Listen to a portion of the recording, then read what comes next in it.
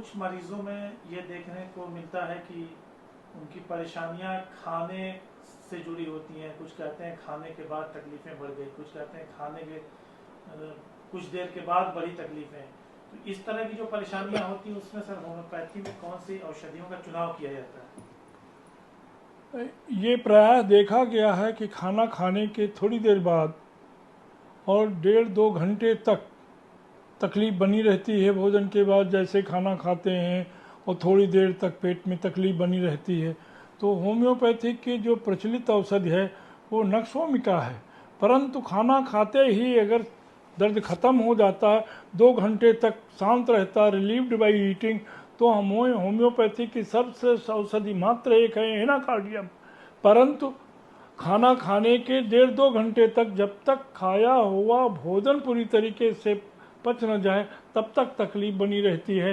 तो नक्सोमिका है, गैस बनती है, डायाफ्राम पे प्रेशर डालती है, ऊपर की तरफ धक्का देती है, कुछ डकारें आती हैं, या ये भी चाहता है कि ओमन कर दें, उल्टी कर दें तो आराम मिलेगा।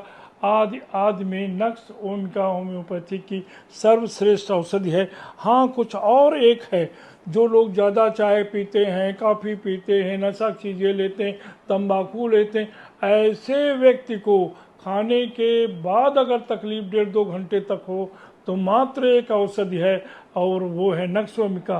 परंतु कुछ लोग ऐसे होते हैं जो खाना खा रहे हैं और खाते खाते नींद आ गई, चाय पी रहे हैं, चाय पीते पीते नींद आ गई, चाय भी गिर गई, और बात कर रहे हैं, बात करते करते नींद आ जाती।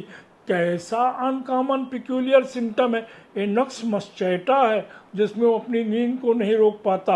अतः ये ध्यान रहे कि नक्स मस्चैटा क्या है और नक्सोमिका क्या है, और जो टॉनिक के पीछे भागता औषधियाँ चाहिए, भांत भांत की टॉनिक चाहिए, इससे ये होगा, उससे स्वास्थ्य बढ़ेगा, हाइट बढ़ेगी, लाभ होगा, ऐसे लोग हमेशा ये इशारा करते हैं कि हमें नक्सोमिका दिया जाए, पाचन संबंधी रेगुलराइज हो जाए, पेरिस्टाल्टिक मोशन नीचे से जाए, कॉन्स्टिपेशन न हो, अपच ना हो, कच्ची ढकार ना हो, खाने के बाद जो तकलीफ होती वो समाप्त हो। अतः होम्योपैथी की प्रमाणित औषधियों में से नक्सोमिका है।